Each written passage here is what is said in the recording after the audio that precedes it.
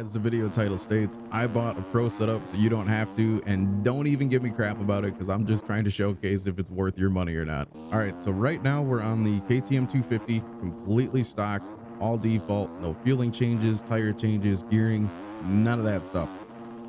I want to showcase the default so you guys can kind of get a comparison when I do put the pro setup on.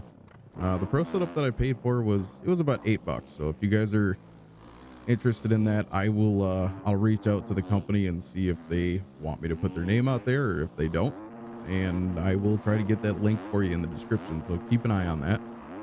But without further ado, we are going to try to get this thing around the track without dying, so I can at least showcase you guys what the default set is all about, and then we're going to switch over to the pro setup. So if you guys want to skip ahead through the video and not see the default because you already know about it, feel free, go ahead. I will try to have timestamps put down in the description or in the comments for you if you do want to skip ahead. But first thing I want to say is the default setup holds the ruts. It's nothing that's too bad. The chopped up sections, I think that's where we're going to notice the big difference, because the bike is going to be able to soak up a lot more crap. So coming up the uphill here, and I mean already, it just doesn't seem like it wants to stay planted, right? It seems like the back end wants to dance around a lot, and I'm hoping with the pro setup we get something a little better. I mean, we paid for it, right? And see, this feels okay. It doesn't feel fast, and you know, maybe it's me. I'm not fast. Yeah, I know. I think a gearing change, that's going to be a big thing.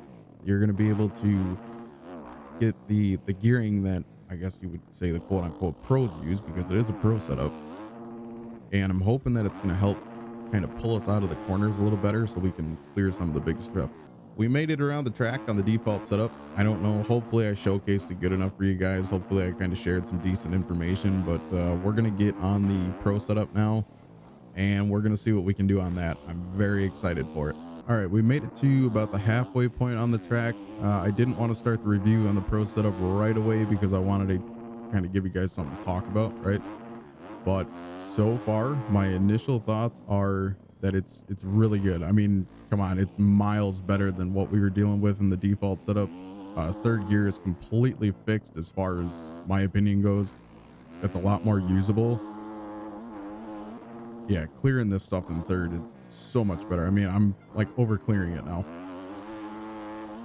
Now, the thing that I will say, oh, that's the first time I've cleared that. What I will say is that not everybody and their brother needs to run out and go buy a pro setup just for you to take a couple seconds off your lap time, or, you know, get a little better at the game. If you have the money and you are willing to spend it, I would tell you that you should go ahead and do it. I mean, the setup speaks for itself in the video alone. I mean, I don't even need to do a voiceover or commentary on this because it's really that good. So again, going through the chop, going through the ruts, the bike just holds its line. It's very predictable, and it's like a point and shoot kind of thing. Wherever you aim the bike, that's exactly where it's going to go. It doesn't do anything weird. The default setup's got like the funky Pivoso physics, and this thing, it just does not. Okay. Anyways, the bike is it's good. Okay. I don't have any complaints with it. I feel like I'm able to take these sections a lot faster than I was on the default setup just because of how much more stable it is. I mean, look at this thing. It just wants to go. I have no complaints about this whatsoever. And again, if you have the money to spend on it, you know, spend the $8, go get it, try it for yourself. I would highly recommend it. It's good.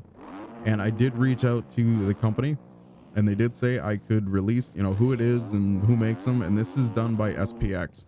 I will link their Discord in the description below, because man, I'll tell you right now, if I go ahead and start switching bikes to, you know, the Husky or whatever it may be, I'm buying more setups from them. I know there's a lot of guys. Oh boy. I know there's a lot of guys on YouTube that are like, oh, you don't have to, you know, spend money on the game to have a good setup. And they are correct. You don't have to. But I will say that these guys have the bikes completely dialed in. They do offer free bass tunes. I'm not sponsored by them or anything like that. This is just kind of doing a review out of my own free will, and I have nothing bad to say about them. My experience with the bass setups through them and now the pro setup has been nothing short of excellent, and super good customer service. So shout out to Splaz, I think that's how you pronounce his name. But thank you for allowing me to do the video on this, and I hope you get a lot more sales with this, because man, they're good. But I'm not gonna tell you that you have to go out and buy them. You don't need to. I would still recommend it though. At least give it a shot for one of your bikes. You know, pick the favorite bike that you have that you ride all the time, and compare your favorite setup to one of the SPX setups, the pro ones, because I can tell you right now, you're not going to be disappointed with it. So that is going to do it for me in this video in comparison of a default setup and a pro setup. I hope you guys enjoyed and got some kind of useful information out of it. If you did, leave me a comment below just so I know. Okay, just so I know that what I'm doing here it's halfway decent. You know, I'm no pro YouTuber, but I'm hoping I can bring the community some decent information. So thank you guys again for stopping by, and we'll see you in the next one.